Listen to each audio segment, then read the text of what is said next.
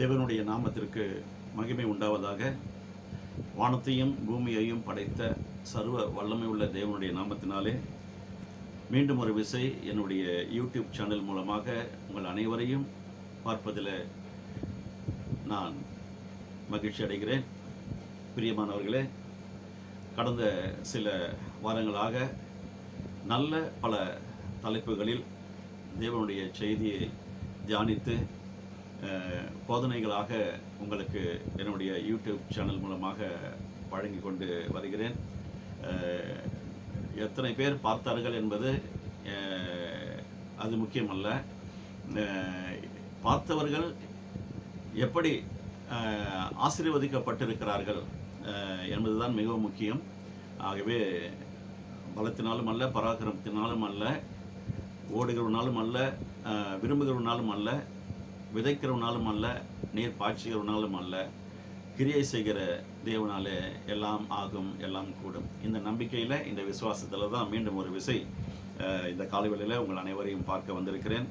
பிரியமானவர்களே, நாம் கடந்த முறை தியானத்திற்கு எடுத்துக்கொண்ட வேத பகுதி எஸ்தரின் புத்தகம். ஒரு 4-5 பக்கத்திலேயே அது முடிந்து விடுகிறது. மொத்தம் 10 அதிகாரம். அதுவும் 10வது அதிகாரம் 3 வசனங்களோடு கூட அது முடிந்து விடுகிறது. ஒரு அரை மணி நேரத்தில் 10 அதிகாரத்தையும் படித்து முடித்து விடலாம். நிச்சயமாக நடப்பது எல்லாம் நன்மைக்கு ஏதுவாக நடக்கிறது என்ற வேத வசனத்தின்படி அதை மைண்டில் வச்சுக்கோங்க. எந்த சூழ்நிலையில் நீங்கள் இருந்தாலும் நீங்கள் தனியால் கிடையாதுங்க. குடும்பம் இருக்கலாம், உறவுகள் கூட இருக்கலாம், அரசாங்கம் கூட இருக்குது. ஒவ்வொரு ஸ்டேட்டுக்கும் இருக்குது, ஒவ்வொரு தேசத்துக்கும் வந்துட்டு state governments and central governments இருக்குது. யார் வேணாலும் இருக்கட்டுங்க. ஆனால் உங்களை உண்டாக்கின உங்களுடைய தேவன் உங்களுக்கு தகப்பனும் தாயுமாக இருக்கிறார், நல்ல நண்பராக இருக்கிறார், மீட்பராக இருக்கிறார், மெய்ப்பராக இருக்கிறார், உங்களுக்காக ஜீவனை கொடுத்த இரட்சகராக அவர் உங்களோடு கூட இருக்கிறார், என்னோடு கூட இருக்கிறாருங்க. அவர் தான் சொன்னார் பாருங்க, நான் உன்னை விட்டு விலகுவதும் இல்லை. எனக்கு ரொம்ப பிடிக்கும். பொதுவாக பேசுகிற தேவன் நம்முடைய தேவன் அல்ல. அப்படியே 1 to 1 பேசுறது போல தான் இருக்கும். அவருடைய எல்லா வார்த்தைகளுமே எப்படி வருதுன்னா, நான் உன்னை பெரிய ஜாதியாக்குவேன்னு சொல்லிட்டு ஆபிரகாம்கிட்ட சொல்கிறாரு. நான் உன்னை விட்டு விலகுவதும் இல்லை, உன்னை கைவிடுவதும் இல்லை என்று சொல்கிறாரு. இப்படி நம்மக்கிட்ட நேரடியாக பேசுகிறாருங்க. இது பொதுவான மெசேஜ் அப்படி எடுத்துக்கவே முடியாது. அது அந்த வேத வசனங்களை வாசிக்கும் பொழுது இறைவன் என்கிட்ட நேரடியாக பேசுறது போலவே இருக்கும். அந்த அளவிற்கு தேவன் வந்துட்டு நம்ம மேலே வந்துட்டு அக்கறை வச்சிருக்கிறாரு. நான் அடிக்கடி சொல்லியிருக்கிறேன் பாருங்க, படைத்தவருக்கு தான் நம்ம மேலே இருக்கிற அக்கறை தெரியுங்க. நடப்பதெல்லாம் நன்மைக்கு ஏதுவாய் நடக்கிறது என்ற அந்த வார்த்தையை மைண்டில் வச்சுக்கிட்டு இந்த உபதேசத்தை, எஸ்தருடைய வாழ்க்கையில் என்ன நடந்தது, மொர்தெகாயுடைய வாழ்க்கையில் என்ன நடந்தது, எத்தனை உபத்திரவங்கள் ஊடாக அவர்கள் கடந்து போனார்கள், எந்த சூழ்நிலையில் அவர்களுக்கு அப்படிப்பட்ட ஒரு வெற்றி கிடைத்தது, எஸ்தருக்கும் மொர்தெகாய்க்கும் மட்டுமல்ல, தேவனுடைய பிள்ளைகள் யூத ஜனங்கள் 127 நாடுகளில் சிதறி இருந்தார்களே, அவர்களுக்கு விரோதமாக அந்த ஆமான், அந்த யூதர்களுக்கு சத்ருவாய் இருந்த அந்த ஆமான், அந்த பிசாசின் மனிதன் எவ்வளவு ஒரு மூர்க்கம் கொண்டு அந்த ஜனங்களை எல்லாரையும் அழித்து போடணும் அப்படின்னு நினச்சான். ஆனால் வந்துட்டு நான் சொன்னது போல் சகலமும் நன்மைக்கு எதுவாக நடக்கிறதுங்க. அவர் அன்றி அணுவும் அசையாதுன்னு சொல்லுவாங்க. தமிழில் ஒரு பழமொழி இருக்குது. அவருடைய உத்தரவு இல்லாமல் நம்ம தலையில் இருக்கிற ஒரு முடி கூட கழுவிடாதுங்க. அதனால் பயப்படவே தேவையில்லைங்க. பயப்பட தேவையில்லை, திகிலடைய தேவையில்லை. சோதனையை சகிக்கிற மனுஷன் பாக்கியவான்னு சொல்லப்பட்டிருக்கு. யாக்கோபு எழுதின நிருபத்தில் நம்ம அப்படி தான் வாசிக்கிறோம். சோதனைகள் வரும். அந்த சோதனைகள் எவனால் வருகிறதோ அவனுக்கு ஐயோ, உங்களுக்கு அல்லைங்க. சோதனை வந்துட்டு பாருங்கள், எஸ்தருடைய வாழ்க்கையில் சோதனை வந்தது, மொர்தெகாயுடைய வாழ்க்கையில் சோதனை வந்தது. கூக்குரல் இடுறாங்க, புலம்புறாங்க, ரெட்டு உடுத்தி உட்கார்றாரு மொர்தெகாய். எஸ்தருக்கு அறிவிக்கப்படுது. எஸ்தர் வந்துட்டு என்ன ரிப்ளை கொடுக்குறாங்க, 3வது அதிகாரத்தில் ராஜா கிட்ட இருந்து எனக்கு உத்தரவே வரல, நான் எப்படி உள்ளே போகிறது அப்படின்னு மொர்தெகாய் கிட்ட தூது அனுப்புகிறாங்க. இதெல்லாம் எனக்கு தெரியாதுமா, நம்ம மக்களுக்கு வந்துட்டு சாகடிப்பதற்காக ஆமான் வந்துட்டு, நம்முடைய சத்ருவாகிய ஆமான் வந்துட்டு ராஜா கிட்ட வந்துட்டு, அகாசுவேறு ராஜா கிட்ட வந்துட்டு உத்தரவு பெற்று கொண்டிருக்கிறானே, உத்தரவு பெறுவதற்காக அவன் வந்து பாருங்க, ஒரு ஒரு ஒரு குறிப்பிட்ட தொகையை வந்துட்டு ராஜாவுக்கே வந்துட்டு பணத்தை கொடுக்குறாங்க, வெள்ளி காசுகளை கொடுக்குறாங்க. நான் நினைக்கிறேன் 10,000 தாலந்து என்று போடப்பட்டிருக்கிறது. 3வது அதிகாரம் 9வது வசனத்தில், ராஜாவுக்கு சம்மதியானால் அவர்களை அழிக்க வேண்டும் என்று எழுதி அனுப்ப வேண்டியது. அப்பொழுது நான் ராஜாவின் கஜானாவிலே கொண்டு வந்து செலுத்த 10,000 தாலந்து வெள்ளியை எண்ணி காரியக்காரர், அதாவது கணக்காளர் சொல்லுவாங்க இல்லைங்களா, அக்கௌண்டன்ட் கிட்ட கையில் கொடுப்பேன் என்றார். அப்பொழுது ராஜா தன் கையில் இருக்கிற தன் மோதிரத்தை கழற்றி அதை ஆகானியனாகிய அமுத்தாவின் குமாரனாகிய யூதரின் சத்ருவுமாகிய ஆமான் இடத்தில் கொடுத்து, ஆமானை நோக்கி, அந்த வெள்ளியை நீயே வைத்துக்கொள், அந்த ஜனத்துக்கு உன் இஷ்டப்படியெல்லாம் செய்யலாம் என்றான். அவ்வளோதாங்க. பர்மிஷன் வந்த உடனே அவனுக்குள்ள அந்த சந்தோஷத்தை பார்க்கணுமே.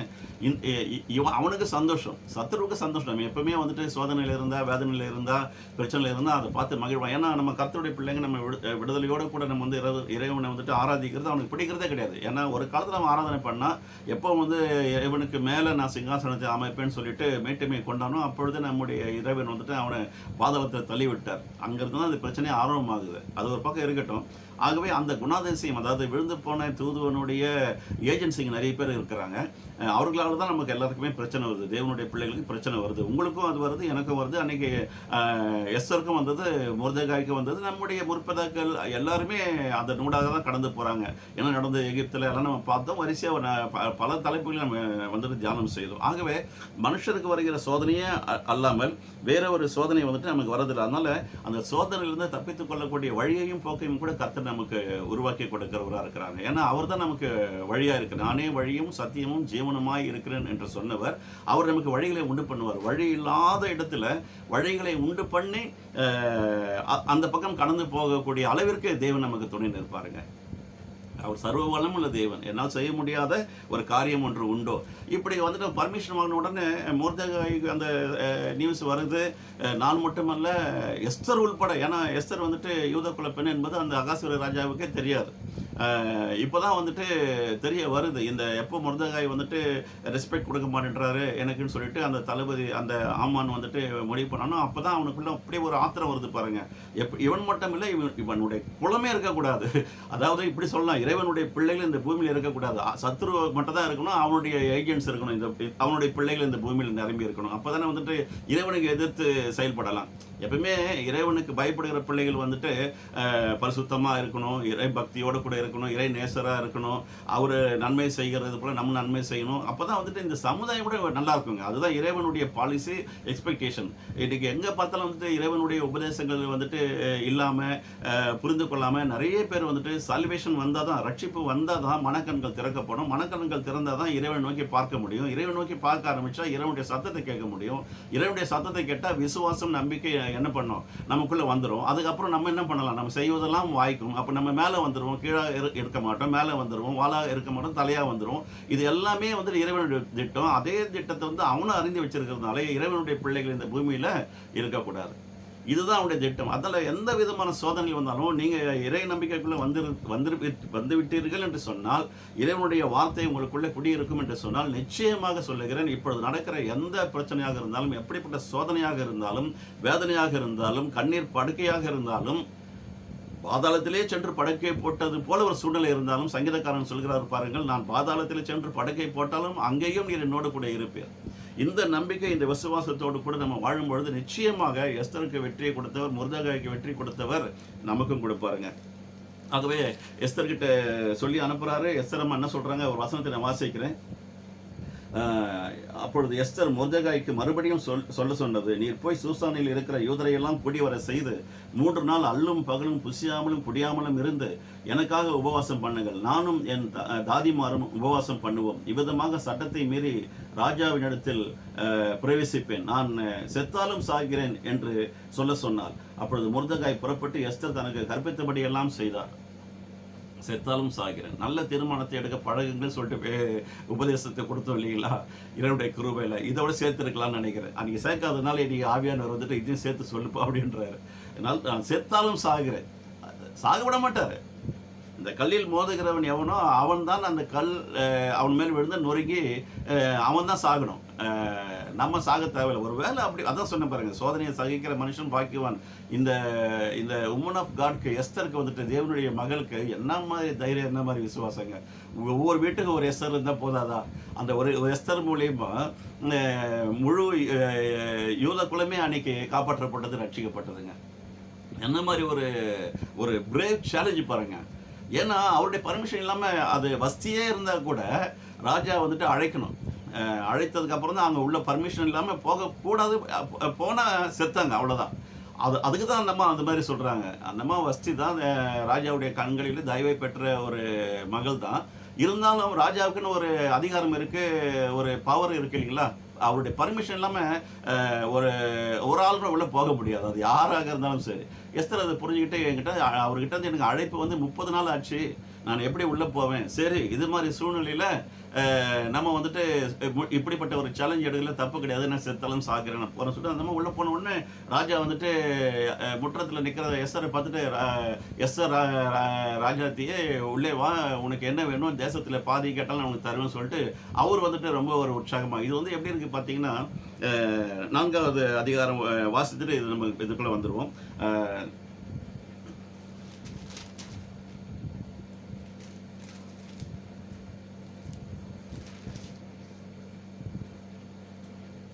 4வது அதிகாரம் 14-17 வரைக்கும் நான் வாசித்திருக்கிறேன். இதுக்கு வந்துட்டு ஒரு சப்போர்ட்டிங் டாக்குமெண்ட் மாதிரி சப்போர்ட்டிங் வேர்ட்ஸ், தேவனுடைய வார்த்தை வந்து நான் எடுக்கிறேன். 18வது அதிகாரம் 19வது வசனம், மத்தேயு எழுதின சுவிசேஷம்.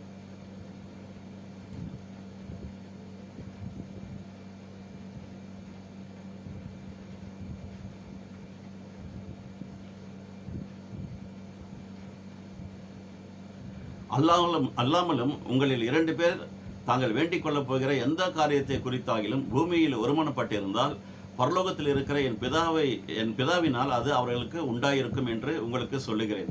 ஏனெனில் 2 பேராவது 3 பேராவது என் நாமத்தினாலே எங்கே கூடி இருக்கிறார்களோ அங்கே அவர்கள் நடுவில் இருக்கிறேன் என்றார். இந்த வார்த்தை பாருங்க, அந்த ஜெபத்துக்கு அந்த பக்கம் எஸ்தர் வந்துட்டு ஒருமனப்படுறா. நானும் என்னுடைய தாதிமார்களும் என்ன பண்ணுறோம், இறைவனுடைய சமூகத்தில் உட்காரோம். எத்தனை நாளைக்கு? 3 நாட்களாங்க. 3 நாட்கள் உட்காருகிறோம். அதே போல் நீங்கள் வந்துட்டு என்ன பண்ணுங்க, ஒரு மனசோடு கூட இறைவனுடைய பிள்ளைகளை சேர்த்து இறைவனை நோக்கி நம்ம பார்க்கணும், நம்ம ஜெபிப்போம். இரவு பகலும் 3 நாட்கள் ஜெபிப்போம்னு சொல்கிறாங்க. இறைவன் சொன்ன அந்த வார்த்தையை தான் இதுக்கு நான் கனெக்ட் பண்ணி காமிச்சதுக்கு காரணம் என்னன்னு கேட்டிங்கன்னா, நம்ம வந்து ஒருமனப்பட்டு 2 பேர் இருந்தால் போதும். 3 பேர், 2 பேராகிலும் 3 பேராகிலும் என் நாமத்தினாலே எங்கே கூடியிருக்கிறார்களோ அவர்கள் நடுவிலே நான் இருக்கிறேன் என்றார். இப்படிப்பட்ட ஒரு நம்பிக்கை, இப்படிப்பட்ட ஒரு விசுவாசம் அந்த நாளில் எஸ்தருக்கும் இருந்தது, மொர்தெகாய்க்கும் இருந்ததுங்க. என்ன வந்து பார்த்தீங்கன்னா, அடுத்து நம்ம பார்க்கும்பொழுது 5வது அதிகாரத்தில் இந்த இந்த பர்மிஷன் வாங்கிக்கிட்டு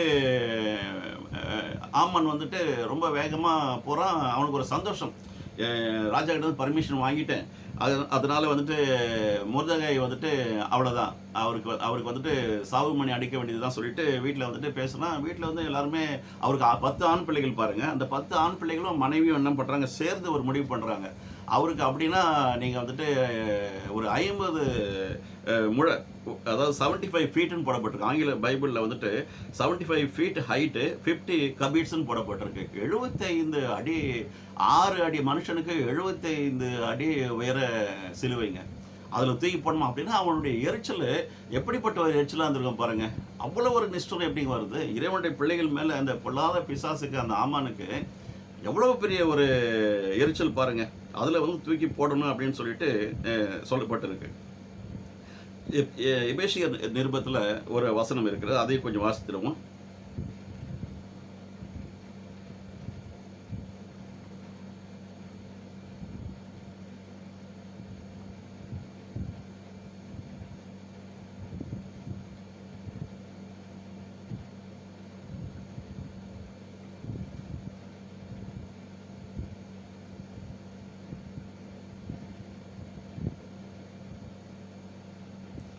எபேசியர் 3:18-19 என்ன எழுதப்பட்டிருக்கிறது? அவருடைய அன்பின் அகலமும் நீளமும் உயரமும் ஆழமும் இன்னது என்று அறிந்து கொள்ளுங்கள் சொல்லப்பட்டிருப்பாருங்க. இந்த நம்முடைய வாழ்க்கையில் ஏற்படுகிற எந்த பிரச்சனையாக இருந்தாலும் அந்த பிரச்சனையுடைய ஆழம் எவ்வளோ பெருசாக இருந்தாலும், உயரம் எவ்வளோ பெருசு இருந்தாலும், அகலம் எவ்வளோ பெருசு இருந்தாலும், நீளம் எவ்வளோ பெருசு இருந்தாலும் அது நம்மளுக்கு பிரச்சனை இல்லைங்க.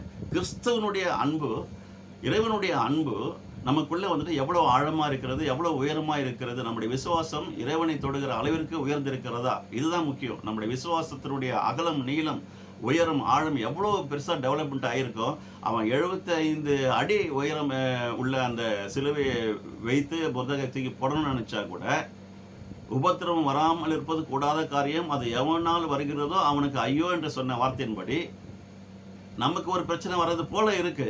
அதனால சொன்னேன், நடக்கிறதெல்லாம் நன்மைக்கு எதுவாகவே நடக்கிறது என்று மனதில் வைத்துக்கொண்டு இறைவனுடைய வார்த்தையை நாம் தியானம் செய்வோம் என்று சொல்லி நடக்கிற பிரச்சனைகளை பார்க்கும்பொழுது நம்ம தான் சாகரா போல இருக்குது, நமக்கு தான் வந்துட்டு சோதனை வந்தது போல இருக்குது. ஆனால் அந்த சோதனையிலிருந்து தப்பித்து கொள்ளக்கூடிய வழியை வந்துட்டு இறைவன் வந்துட்டு நமக்கு கொடுக்குறாரு பாருங்க. செங்கடலில் வந்து பார்த்தீங்கன்னா கிட்டத்தட்ட எத்தனையோ மைல்ஸ் இருந்தது. நான் வந்துட்டு அதை வந்துட்டு ரெக்கார்டோட உங்களுக்கு நான் பண்ண முறை நான் போதிச்சிருந்தேன். அவ்வளோ நீளம் அந்த செங்கடலில், அவ்வளோ ஆழம் கொண்ட செங்கடலில் இறைவன் வந்து எப்படி கீழ்காற்றை அனுப்பி 2 குவியலாக ஒரு மலைக்கல்லை போல் அந்த கீழ்காற்றை வரப்பண்ணி அப்படியே ஐஸ் கட்டியாக உரைய வச்சுட்டாருங்க. வெட்டாந்தரையில் நடந்து போகிறது போல் நடந்து போனார்களாம். அங்கேயும் பாருங்கள் எவ்வளோ பெரிய பிரச்சனைகளை அவங்க சந்தித்தாங்க, எவ்வளோ நீளமான செங்கடலை கடந்து போனாங்க, எவ்வளோ ஒரு ஆழமான செங்கடலை அவங்க வந்து வெட்டாந்தரையில் நடக்கிறதுல நடந்து போனாங்க. இறைவனால் கூடாத காரியம் ஒன்றுமே இல்லைங்க. இவன் வந்துட்டு 50 அடி இல்லை, 70 அடி இல்லை. கோலியாத்தை எடுத்து பார்த்தீங்கன்னா அவன் 6 அடியும் 1 ஜானும் என்று சொல்லப்பட்டிருந்தது. அதனால தான் சொல்கிறேன், எவ்வளோ பிரச்சனைகள், எவ்வளோ உயரம், அந்த பிரச்சனையுடைய உச்சகட்டம் என்ன, உயரம் என்ன, எதை குறித்தும் நம்ம பயப்படாமல் எஸ்தர் மகாராணியை போல, மொர்தெகாயை போல நம்ம வந்துட்டு விசுவாசத்தில் உறுதியாக நிற்போம் என்று சொன்னால் நிச்சயமாக வெற்றி நமக்கு தாங்க.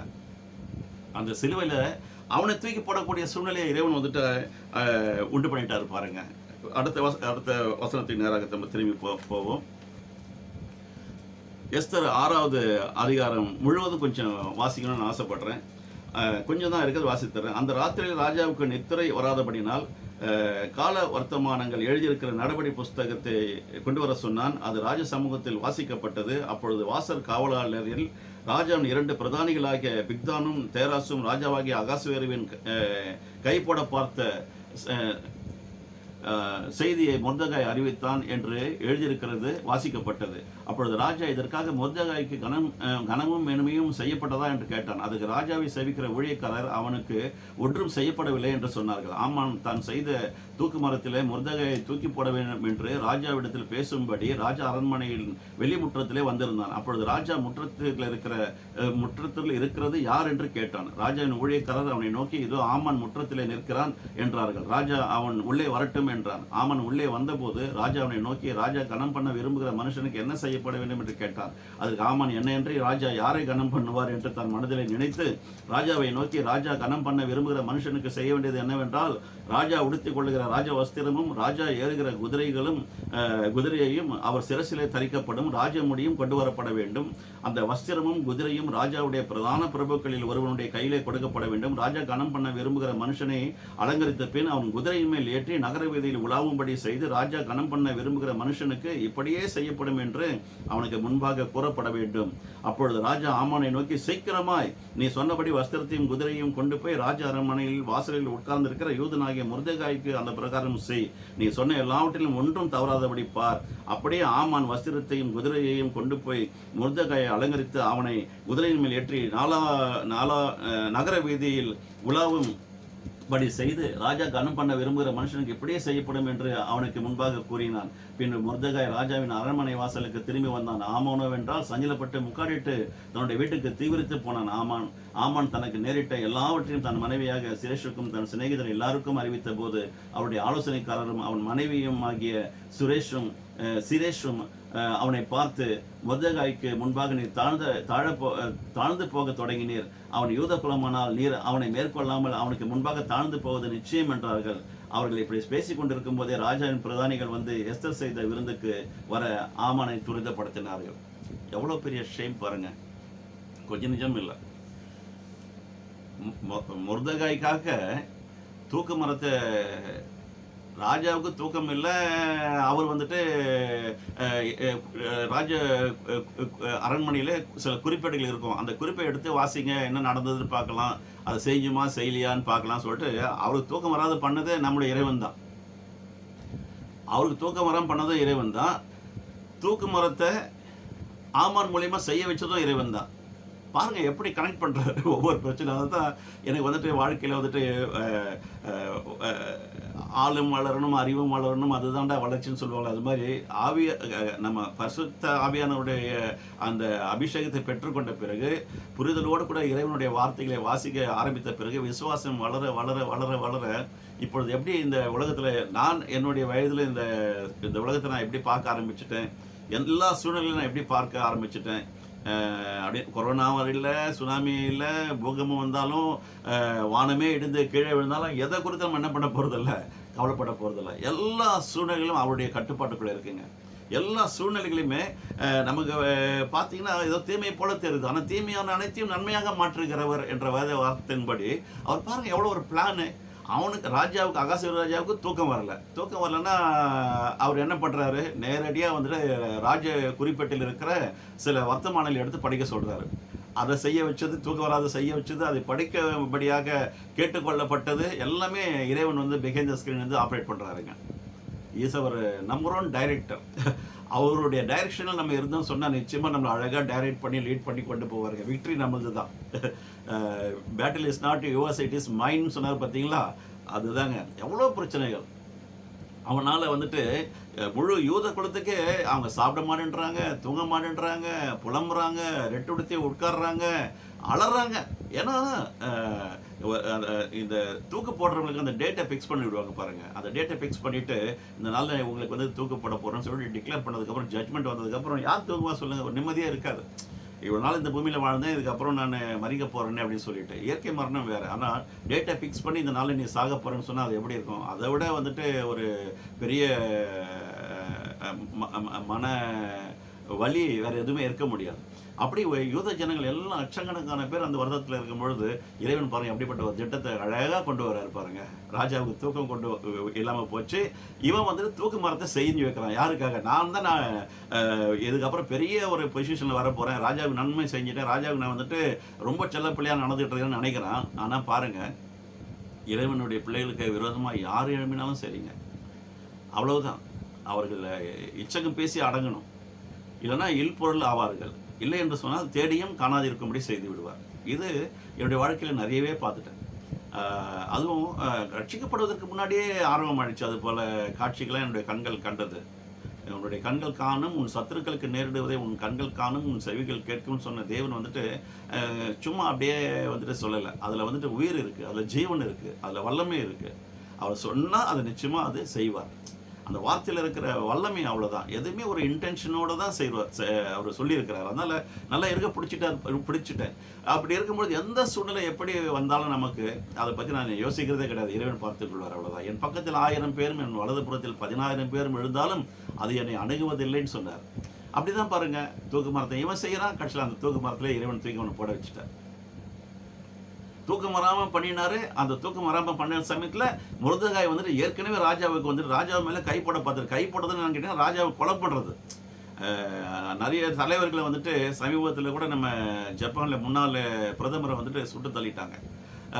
ராஜாவோட கூட இருக்கிறவங்களே சிலர் வந்துட்டு என்ன பண்ணுவாங்கன்னா பள்ளம் தோண்டுவாங்க, குழி தோண்டுவாங்க. அது மாதிரி அவருடைய அரண்மனையில் இருந்த 2 சேவகர்கள் என்ன பண்ணியிருக்காங்க, ராஜா மேலே கை போட பார்த்துருக்குறாங்க. அதை இவர் பார்த்துட்டார். அங்கெல்லாம் அந்த காலத்தில் சிசிடிவி கேமராவாக இருந்தது இல்லையே. இந்த முருதகாய் வந்து அதை பார்த்துட்டு ரகசியமாக போயிட்டு ராஜா அரண்மனைக்கு தெரிவிச்சுட்டாரு. அது அந்த குறிப்பிட்ட எழுதியிருக்கு. ராஜா சுத்தமாக வாழ்ந்துட்டார். இறைவன் மறுப்பாரா?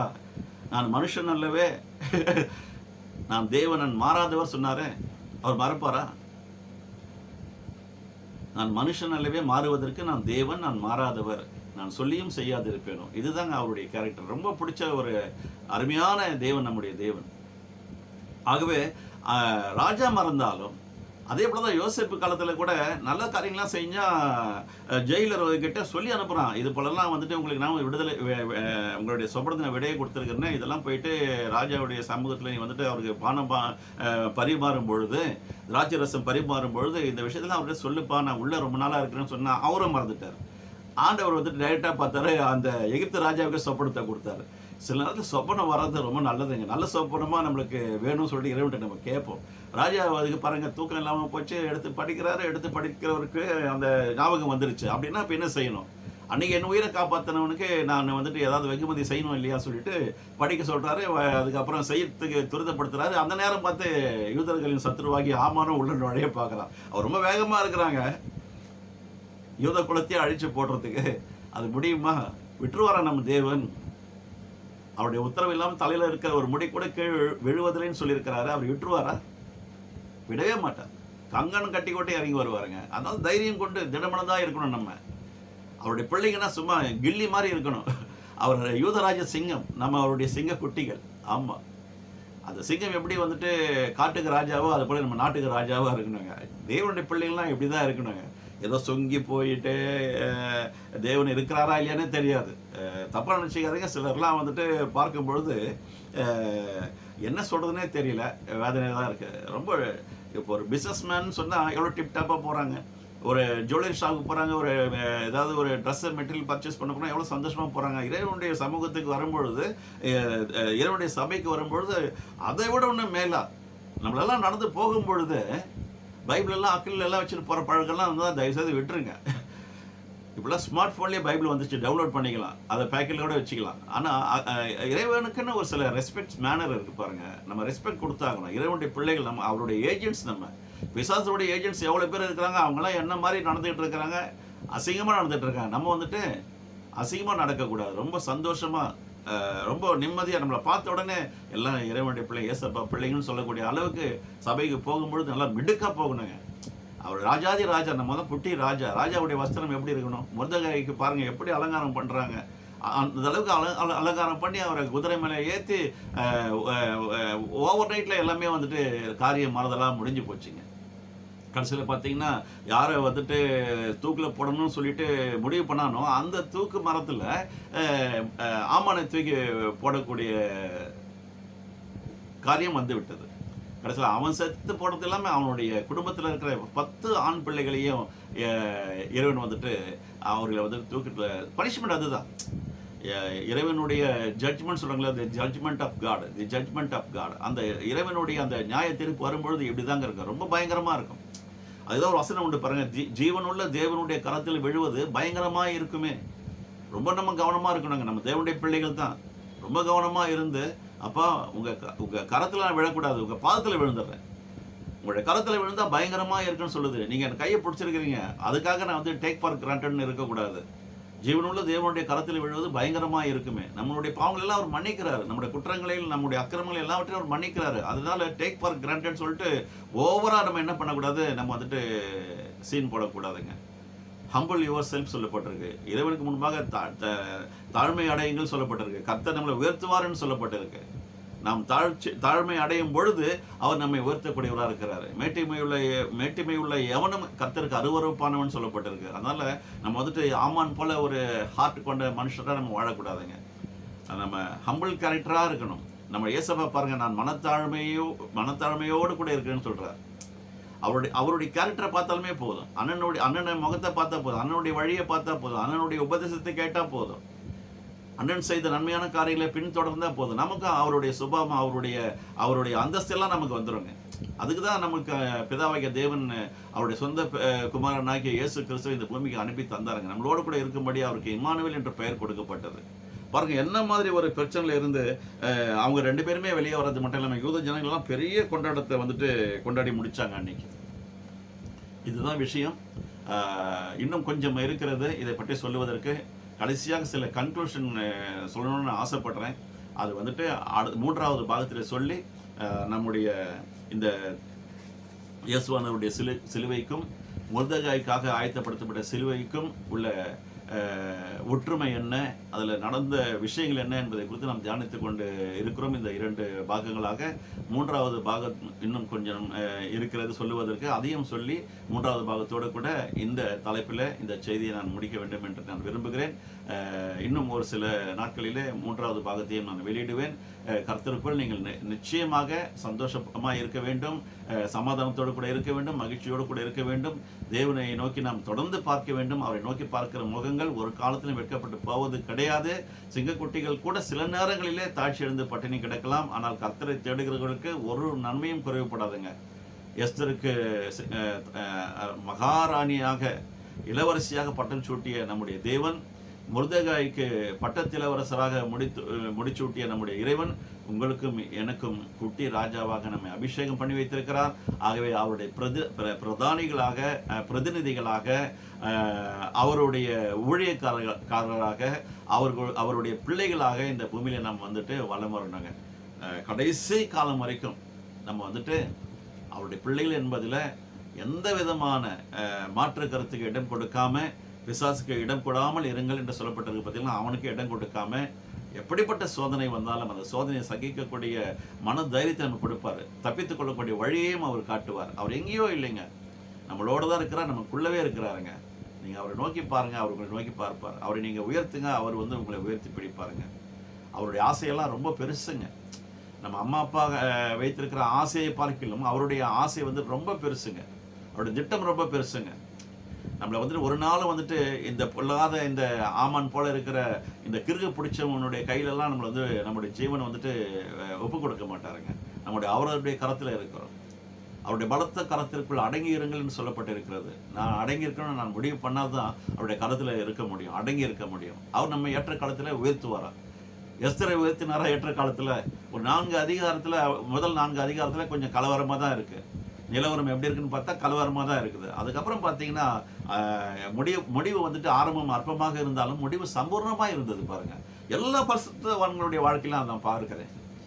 இவங்கெல்லாம் குட்டி குட்டி ஹீரோஸ் அண்ட் ஹீரோயின்ஸுங்க. இந்த நிஜ கதாநாயகர்களும் நிழல் கதாநாயகர்களுக்கும் நிறைய வித்தியாசம் உண்டு. நம்முடைய பைபிளில் குறிப்பிடப்பட்டிருக்கிற எல்லா முற்பிதாக்களுடைய வாழ்க்கை எல்லாமே நிஜ ஹீரோக்களாக எனக்கு தெரியுறாங்க. அவர்களுடைய மனைவிகள் எல்லாமே நிஜ கதாநாயகிகளாக எனக்கு தெரியுறாங்க. இப்போ இந்த நிழல் உலகத்தில் இருக்கிறாங்க பாருங்க, நடிகர்கள், அவங்களாம் வந்துட்டு பணத்துக்காக நடிக்கிறாங்க. அவங்களாம் நடிக்கலைங்க, நம்மளோட முற்பிதாக்கள் நடிக்கலைங்க. ரியல் கேரக்டர் பிதாவாகிய தேவன் வந்துட்டு அந்த அளவுக்கு அவர்களெல்லாம் தெரிந்து கொண்டு பெயரை சொல்லி அழைத்து உடன்படிக்கை செய்து அவர்களுடைய நாமத்தை பிரஸ்தாபப்படுத்தினார். என்னுடைய நாமத்தை பிரஸ்தாபப்படுத்துகிற எந்த இடத்திலும் வந்து, எந்த ஸ்தலத்திலும் வந்து நான் அவர்களை ஆசீர்வதிப்பேன்னு சொன்னார் பாருங்க. யாரெல்லாம் அவரை பிரஸ்தாபப்படுத்தினாங்களோ இவர்களை வந்துட்டு ப்ரொமோட் பண்ணிட்டாருங்க. ப்ரொமோஷன் கொடுத்துட்டாரு, எக்ஸ்பென்ஷன் கொடுத்துட்டாரு. வர விருத்தியாவே சொன்னார். எல்லா வாக்குத்தத்தங்களையும் அவர் செய்ய உண்மை உள்ளவராக இருக்கிறார். உத்தம இருதயத்தோடு கூட அவர் இருக்கிறாருங்க. நம்ம தான் வந்துட்டு எங்கேயாவது மாறணும்னு சொன்னால் நிச்சயமாக மாறணும், திருந்தணும்னா நிச்சயமாக திருந்தணும். தேவன் காட்டுகிற வழிகளில் நிச்சயமாக நடந்து போனால் சொர்க்கம் கண்ணில் தெரியும், பரலோகம் கண்ணில் தெரியுங்க, நரகம் தெரியாது. சொல்லுங்க, என்னுடைய வாழ்க்கை நரகமாக இருக்குது அப்படின்னு. வாழ்க்கை நரகமாக இருக்கட்டும். அந்த நரகத்திலிருந்து நரகம் வரைக்கும் சென்று உயிர்த்தெழுந்த நம்முடைய இயேசுவை நோக்கி பாருங்க. அவரால் செய்ய முடியாத காரியம் ஒன்றுமே இல்லைங்க. நான் மரித்தேன், உயிர்த்தெழுந்தேன், இதோ சதா காலங்களிலும் சகல நாட்களிலும் நான் உங்களுடனே கூட இருக்கிறேன். அவர் மரித்தார். ஆமாம், கல்வாரி சிலுவையில் மரித்தார். கன்க்ளூஷனில் வரும், அவர் மரித்தார், உயிர்த்தெழுந்தார். அவருடைய மரணத்திற்கு பின்பாக ஆவிக்குரிய ரகசியங்கள் நிறைய இருக்கிறதுங்க. அதெல்லாம் நம்ம வந்து இன்னும் அடுத்த பாகத்தில் நம்ம பார்க்க போகிறோம். நிச்சயமாக தேவன் இந்த நாளில் இந்த செய்தியின் மூலமாக நம்மோடு கூட பேசியிருக்கிறார் என்று நான் நிச்சயமாக நம்புகிறேன். எந்த இடத்துல இருந்து நீங்கள் இந்த செய்தியை கேட்டிருந்தாலும் கர்த்தர் உங்களையும் உங்கள் குடும்பத்தையும் உங்களுடைய ஊழியத்தையும் இனிமேலும் ஆசீர்வதிக்க வேண்டும் என்று இறைவனிடத்தில் நான் வேண்டிக் கொள்கிறேன். எல்லா துதி கன மகிமையையும் நம் ஆண்டவராகிய இயேசு கிறிஸ்து ஒருவருக்கே செலுத்தி பரிசுத்த ஆவியானவருடைய ஒத்தாசையோடு கூட ஜெபித்து வேண்டிக் கொள்ளுகிறோம். எங்கள் ஜீவனுள்ள நல்ல பிதாவே, ஆமென். God bless you all.